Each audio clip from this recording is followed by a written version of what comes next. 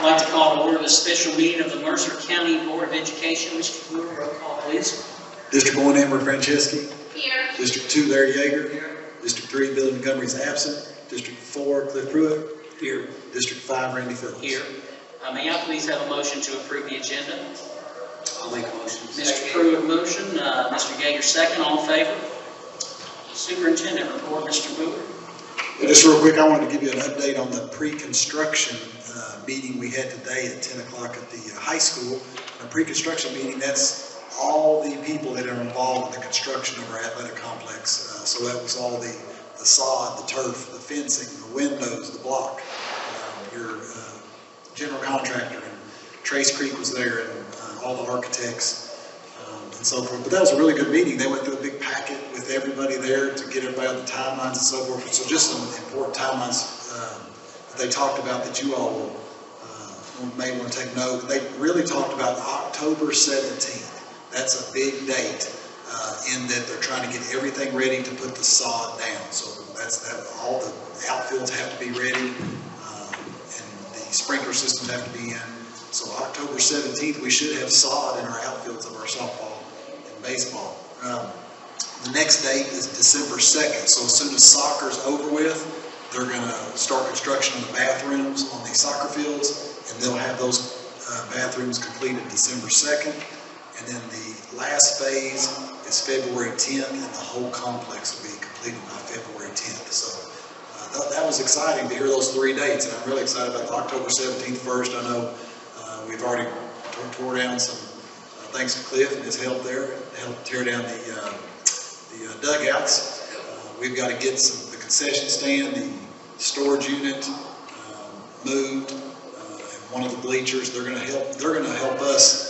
That helped us out. They're going to move the big set of bleachers that are on the softball, so that'll help us because those things are big, and they got to have a big piece of equipment to do it. Like I said, it was a really good meeting.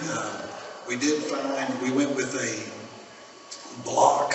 Remember we talked about ways to save money on this project. We went with a block today that matched its exact match block to the high school.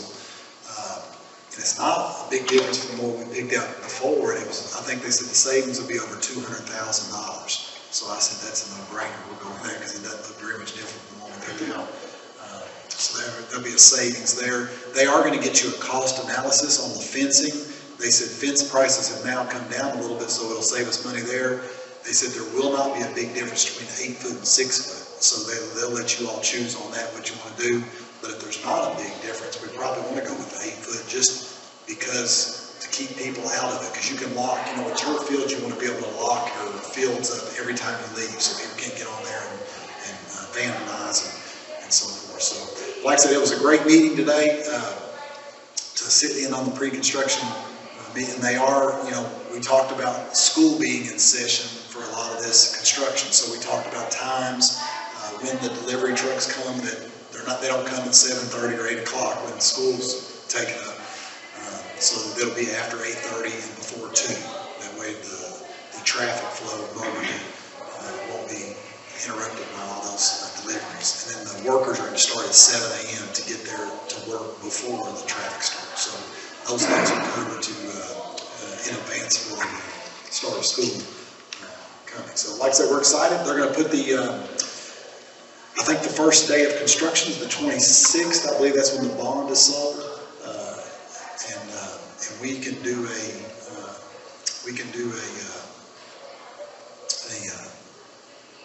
what's the word I'm looking for? We're going to do we'll all go out there and have a groundbreaking. That's the word I was looking for. I was thinking in my head, we're going to invite the newspaper to our groundbreaking ceremony. Couldn't think of the word groundbreaking.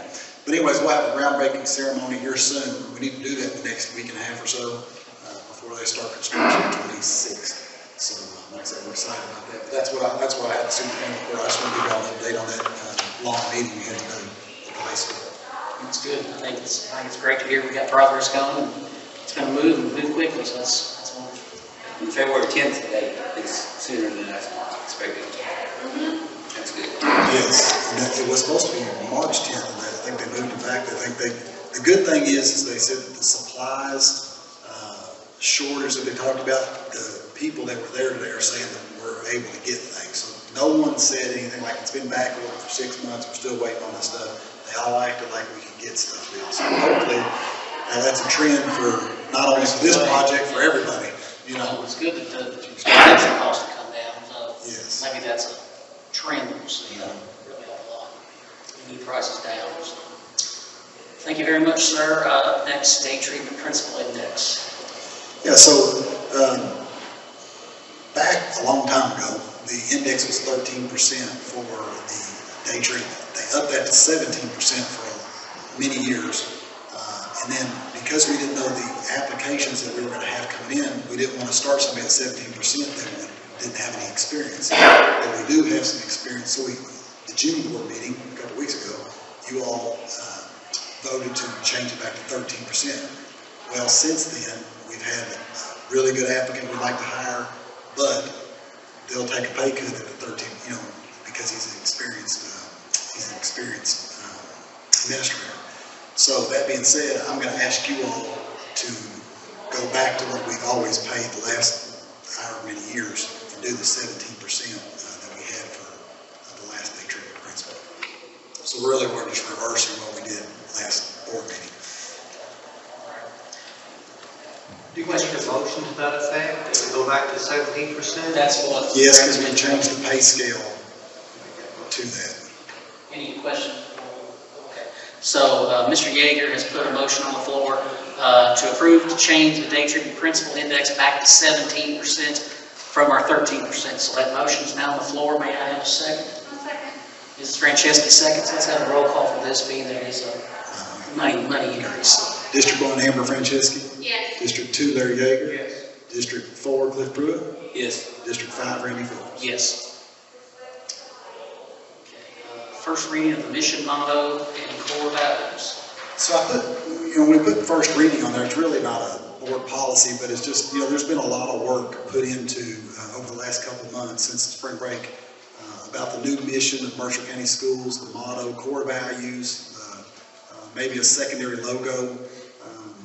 We had right at 500 people from the community, parents, teachers, students, answer a survey on this topic.